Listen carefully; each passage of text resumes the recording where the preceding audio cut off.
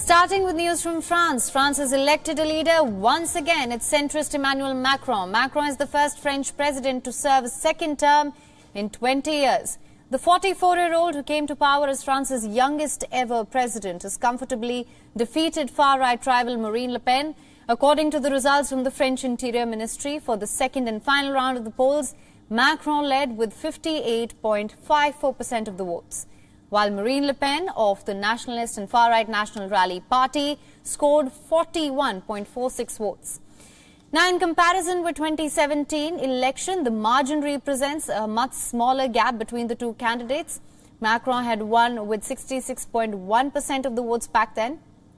Now, the present re-elect's victory was marred also by the lowest voter turnout in over 50 years. At least 28% of voter abstention was recorded during the second phase of polling in the elections. In his victory speech, Macron acknowledged many had only voted for him to keep Le Pen out. In a speech in central Paris at the foot of the Eiffel Tower, Macron vowed to respond to the anger of voters who backed his far-right rival. He also acknowledged dissatisfaction with his first term and said that the new term would not continue unchanged. Macron has vowed a new method that is expected to be less top-down.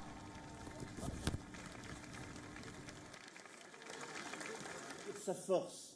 Mes chers compatriotes, c'est avec ambition et bienveillance pour notre pays, pour nous tous, que je veux pouvoir à vos côtés aborder les 5 années qui viennent.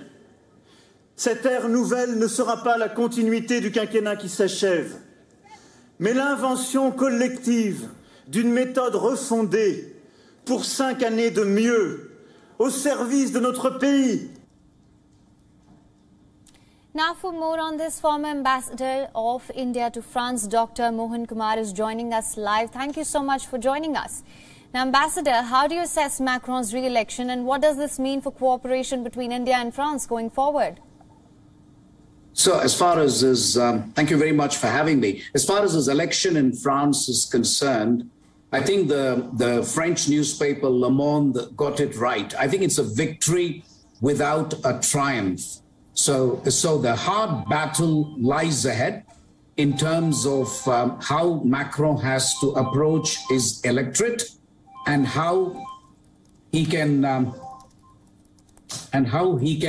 really mobilize his party to win the parliamentary elections. The parliamentary elections are crucial. As for your other point about relations with India, I am absolutely delighted to inform you that this is great news for India. I will not be surprised at all if Prime Minister Modi makes a trip to France to personally congratulate Macron, because that's what he did when I was ambassador in 2017. One of the first overseas leaders to come to France and congratulate Macron in 2017 was Prime Minister Modi. Prime Minister Modi has invested heavily in the personal relationship with Macron. And as you know, the Franco-Indian partnership is centered largely on defense, cybersecurity, space, climate change, connectivity, and all those issues will become crucial in the next 5 years that President Macron is going to be in power in France.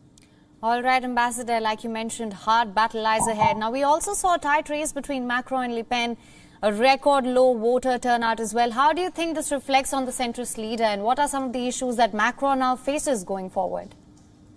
You're absolutely right. I think he has 3 issues which he has to tackle head on. One is almost, as you said, 33% of the electorate has either cast a blank ballot, a spoiled ballot, or completely abstained. And the reason they abstained is because they said they don't want to choose between cholera and the plague. So that is bad news, and Macron will have to do something dramatic to unite the country. The country is a fractured country. It's a divided nation.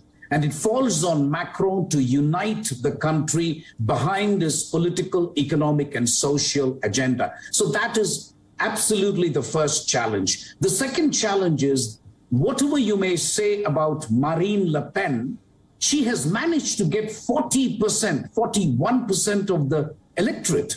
That is not an insignificant proportion of the electorate. So the question is, how does Macron neutralize this electorate, which does not like Macron, it does not like his policies, and is unlikely to change their mind? So that is the second challenge. The last challenge will be, how do you push economic reforms in a country where the people delight in taking to the streets? The French are famous for taking to the streets if there is an issue.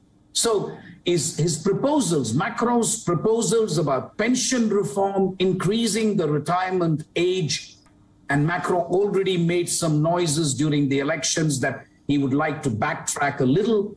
When he talks of a new method of governing France, I'm trying to speculate here and ask the question as to whether he will go the referendum route and ask people frankly, listen, are you guys in favor of working till 65 years? Can we do the reforms in France which will cause pain, but it will be long-term gain? Those are some of the difficult issues that Macron faces. The parliamentary elections in June are critical because that is often called the third round of vote. And Macron has to get a majority for his political party. If not, he will be forced into a cohabitation with a prime minister belonging to a different political party, and that makes governance all the more difficult. Right. All right, Ambassador. Thank you so much for your analysis of this. WION is now available in your country. Download the app now. Get all the news on the move.